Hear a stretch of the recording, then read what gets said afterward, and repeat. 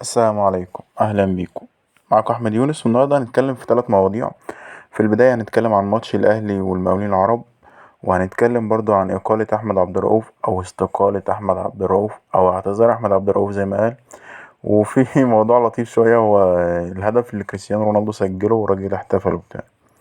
طيب، بالبداية الأهلي والمقاولين، وده الموضوع الأهم على الساحة النهاردة. من وجهة نظري أنا شايف إن الأهلي بيهزر في بطولة الرابطة ديت، مفيش حد بيعمل اللي هو بيعمله ده. انت دلوقتي طالع من هزيمة من ماتش الكاس، من هزيمة ومذلة قدام وي. المفروض ان انت الماتش اللي بعديه على طول الماتش ده يكون رد فعل للفرقة. هل من المنطقي ان انت تنزل بالناشئين، او بلاش ناشئين، هما شباب؟ يعني الناشئين دي بتقال على اللعيبة اللي تحت 20 سنة، ودول مش تحت 20 سنة اوي، يعني دول معظمهم 20 سنة. طيب، الاساس في الموضوع ان انت كنت المفروض تشوف رد فعل من الاهلي النهاردة بعد الهزيمة من وي، ان انت تشوف فرقة اقوى، تشوف فرقة متحمسة اكتر بتاع. لا، انت ما شفتش حاجه. ليه ما شفتش حاجه؟ لان انت قررت ان انت تريح الناس اللي هي كان فيها الرمق. يعني انت الفتره دي في غياب اللعيبه الاساسيه انت بتلعب باحتياطيين ومعاهم شباب. فانت قررت انت تريح الناس اللي هي زي طاهر، زي كوكا، زي سيحة مثلا، زي ياسين مرعي، زي حسين الشحات مثلا. انا بس سؤال، انت بتريح الناس دي ليه؟ الناس دي مش محتاجه راحه في حاجه، لان هما كده كده ما فيش ماتشات كتير اصلا الفتره دي. والناس دي اصلا في العادي هم دكة، ففي العادي هم مكانوش بيلعبوا كتير قوي، او مرهقين او مجهدين او كده. لا، الناس دي عادي كانت المفروض تلعب، وتبقى في حمقى ويبقى في اصرار ان هم يكسبوا. الموضوع نفسي ومعنوي ولصالح الصورة العامة للفريق، مش لصالح حتى البطولة. يعني انت حتى لو انت شايف ان البطولة دي مش مهمة، تمام، المفروض حتى ما تعملش فيها كده. ولو هنتكلم ان البطولة مش مهمة، طب انت بتلعبها ليه؟ ما هو انت برضو دلوقتي اللي الاهلي بيعمله ده، هو ما بيطلعش مش مستفيد من البطولة في حاجة. يعني هو دلوقتي هتقول لي بيلعب شباب وبتاع. طب انت بتلعب شباب، هل الشباب دي هيظهر منهم حد؟ مش هيظهر منهم حد، لان انت بتلعبهم في مستوى اصعب. انت بتلعب شباب قدام فريق اول لفرق تانية، وحتى لو الفرق التانية لعبت باحتياطيين او بشباب برضه، فبيبقوا مطعمين اكتر بلعيبة اساسية. انت شفت المقاولين العرب فيه لعيبة خبرات كتير قوي. المقاولين على فكرة في الدوري هو اصلا عامل موسم كارثي يعني، بس اكيد طبعا الخبرات وبتاع بتفرق كتير قوي. اللعبة بتلعب في الدوري بقالها مثلا 5 6 سنين، وفي 10 سنين وبتاع، ودي لسه شباب، لسه اصلا يعني يا دوب هو مخضوض اصلا ان هو بيلعب فريق اول في الاهلي. طيب انت دلوقتي حتى عشان يعني اوضح لك كمان ان في هم حتى مش مخططين لحاجه. مين المدرب اللي واقف على الخط؟ يستروب، اللي هو مدرب الفريق الاول. طب ده واقف بيدرب الشباب على ايه؟ ما هو الناس دي اكيد ما هو مدربهاش كتير، وهو مثلا لما هيعرف منهم واحد اتنين اللي هو كانوا بيطلعوا يتصعدوا معاه. الباقي كلك هو ما يعرفهمش، ما شافهمش، خلاص متصعد مدرب الشباب يقف. على الاقل حتى احتراما للمدرب بتاعك، لان المدرب بتاعك شكله وحش قوي، هو واقف بيتهان حرفيا كل ماتش، بيخسر من المحله، بيخسر من وي، بيخسر النهارده من المقاولين. وهو الراجل ما فيش في ايده حاجه. يعني هو لا بيدرب اللعيبه دي، ولا دول اصلا لعيبته هو. فهو واقف بيعمل لهم ايه؟ هو واقف بس بيتفرج على الخساره لايف بس. انت لو انت فعلا عايز تلعب شباب، الشباب بتظهر امتى؟ الشباب بتظهر لما يبقى في معاهم لعيبه اساسيه قويه، لعيبه سندهم. يبقى ساعتها لما تدخل شاب او اتنين في الفريق، انت هتستفيد من اللعيبه دي. انما انت دلوقتي ملعب الفرقه كلها شباب، هل انت طلعت او شفت حد فيهم كويس؟ بالعكس، انت شفت مثلا حمزه عبد الكريم اللي هو فيه كلام ان هو رايح برشلونه، اللي هو المفروض نجم الفرقه. الناس كلها بتقول لك هو ازاي اصلا بيلعب في الاهلي؟ ليه؟ لان هو بيلعب في وسط شباب. فالراجل ظاهر وحش برضه. انت بتلعبه قدام خصوم اقوى منه ومع لعيبه اضعف، فازاي هو هيظهر؟ الناس دايما بتقول ان بره الدنيا بتبقى واضحه اكتر، وبنشوف لعيبه مثلا زي لامين يامال، لعيب طالع مثلا عنده 16 17 سنه كان بيلعب فريق اول. ايوه، لان هو طلع في بيئه طبيعيه، الراجل بيتدرب كويس في فرق الناشئين، فطلع متصاعد كويس. ولما طلع متصاعد طلع لان هو لعيب كويس، طلع في فرقه. فاللي تحت منه الباك اليمين بتاعه هو باك يمين منتخب فرنسا، جنب منه مش عارف وسط ملعب اسبانيا وهولندا، قدام منه مهاجم بولندا. فاهم قصدي؟ فالموضوع كله ان انت طالع، انت خلاص انت يعني القطعه الناقصه اللي في الفرقه، تطلع تكملهم. نفس الموضوع على فكرة في الزمالك برضه. الناس بتقول ان انس وائل مثلا لعيب كويس، باين ان هو لعيب كويس، بس ده لما يلعب مع الفرقة الاولانية يظهر احسن. زي بداية شيكابالا مثلا، شيكابالا ظهر كويس قوي لان في بدايته طلع مع فريق الزمالك كان بيتسمى فريق الاحلام ساعتها. طلع لقى قدامه عبد الحليم علي وجنبه جمال حمزة ومش عارف وراه تامر عبد الحميد ساعتها الراجل، وطارق السيد وطارق السعيد. الشاب ده ساعتها حتى لو هو غلط اللي جنبه هيشيلوه. لو لعب كرة وحشة اللي جنبه بعد كده الفرقة هتكسب.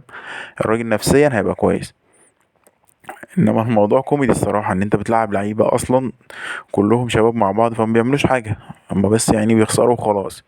اللعيبة نفسها نفسيتها بتحبط لان هو برضه هو محطوط تحت ضغط، هو محتاج 90 دقيقة، محتاج يثبت لك ان هو احسن لاعب في مركزه.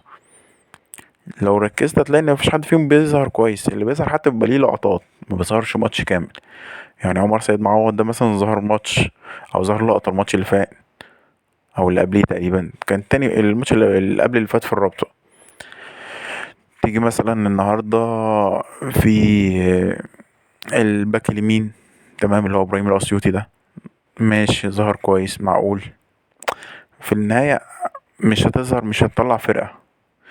حمزة عبد الكريم اتصاب، وربنا يعني ان شاء الله ان شاء الله ان شاء الله يكون اصابة خفيفة، لان انا بصراحة نفسي ان هو يروح فعلا تجربة برشلونة دي. نفسي يجرب حاجة جديدة، لان هو حرفيا لو كمل في الاهلي في الاخر هتلاقيه معار مثلا لسيراميكا كمان سنة ولا سنتين. هو مش هيلعب، والاهلي مش هيستحمله، واحنا ما عندناش بيئة تطويرية للناشئين والشباب. احنا اللعيب اللي بيطلع زي ما هو، يعني هو لعيب مثلا بيعرف يلعب حريف في كذا بيطلع حريف في الحاجة ديت وما بيستورش في الحاجات التانية. وحتى الحكاية ديت يعني ممكن انت تشوفها مثلا في لعيب زي محمد عنتر مثلا.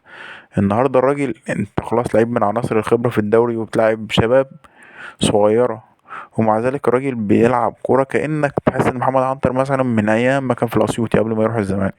هو نفس الستايل، بيعرف يرقص في الواحد على واحد كويس قوي، بس في الارض ما بيشوفش قدامه، بيروح الانفراد بيحطها زي ما تيجي وخلاص بيشوطها وخلاص. ليه؟ لان احنا ما عندناش لعيبه بتتطور. لو اتطور هيبقى اتطور من نفسه هو، انما المنظومه العامه ما بتساعدش. فانت تشوف الراجل مثلا ما استفادش حاجه. هو شكري نجيب بتاع الاسماعيلي، لاعب الاسماعيلي السابق برضه نفس الحكايه. هو شكري نجيب لما كان ناشئ في الاسماعيلي لسه ولسه طالع، هو نفس الامكانيات. مع ان الناس دي دلوقتي خبره، الناس دي المفروض تقايل بتاعت فرقه المقاولين العرب. من اللعيبه برضه على ذكر فريق المقاولين، اللعيبه اللي عجبتني النهارده او انا فرحت ان انا شفتهم النهارده هو عمر الوحش. عمر الوحش كان طالع حلو في الاسماعيلي وبعد كده بدأ يختفي وبتاع، فالراجل ظهر تاني. واللعيب ده لعيب من لعيبه الوسط ملعب اللي فعلا تمتع الكوره، ولعيب كويس قوي. اتمنى بصراحه ان هو يستعيد مستواه وان هو يبرز اكتر واكتر يعني. طبعا شفنا اسلام جابر عامل اسيست.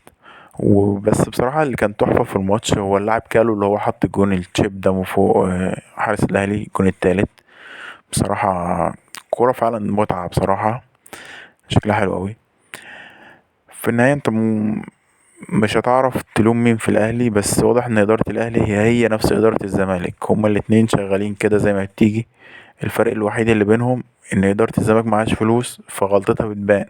إدارة الأهلي بتسلك الموضوع بالفلوس بس حتى ده ما عادش قادر عليه. يعني شفنا احمد حمدان مثلا خلاص هو راجل رايح بيراميدز بسبب ال...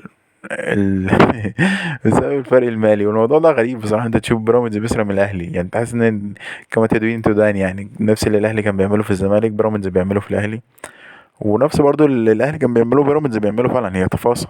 بيراميدز مش محتاج حمد حمدان في حاجه، فرقة عندها وليد الكارتي يعني انا نفسي افهم، بس عندك وليد الكارتي بلاتي توريه ومهند لاشين، محتاج وسط ملعب تاني تعمل بيه ايه يا فاجر يا قادر؟ فهم بياخدوا حمد حمدان دي تفاصيل، بس ان هو مش عشان علشان ما حدش تاني ياخده يعني. هو خلاص دخل في الصفقة فهياخده.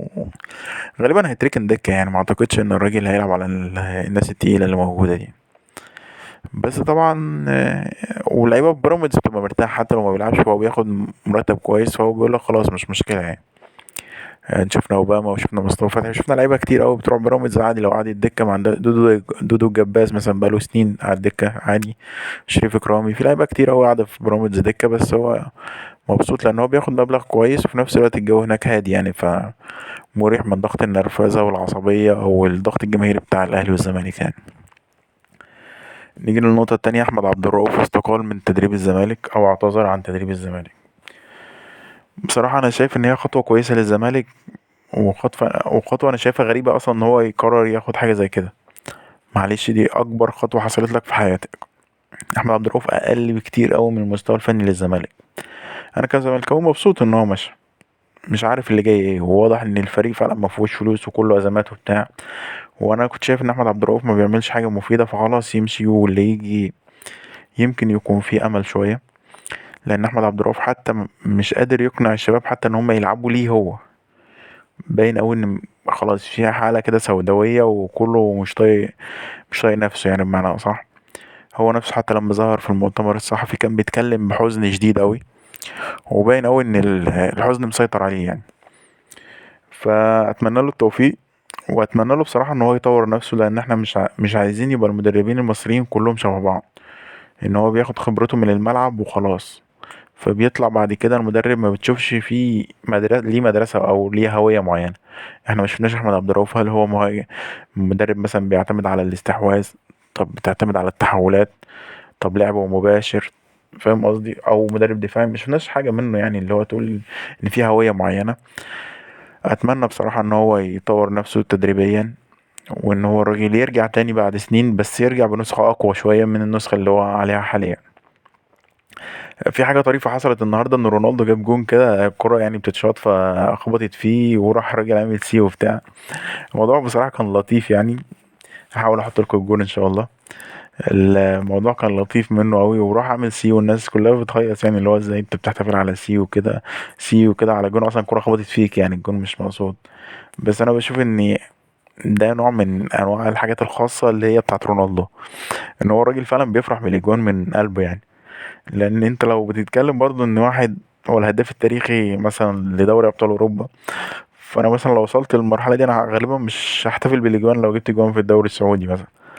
او حتى لما هحتفل هتبقى الاحتفالات بسيطة اللي هو عادي زي ان اللعيبة مثلا بتجري وتحضن بعض وخلاص يعني. انما الراجل عنده شغف وهو فعلا بيفرح بالاهداف دي، باين قوي من رياكشناته يعني. ويمكن ده السبب ان هو وصل دلوقتي خلاص قرب على الالف اهوت، ان شاء الله يحققهم. واتمنى في الاخر الفيديو يعجبك، والسلام عليكم.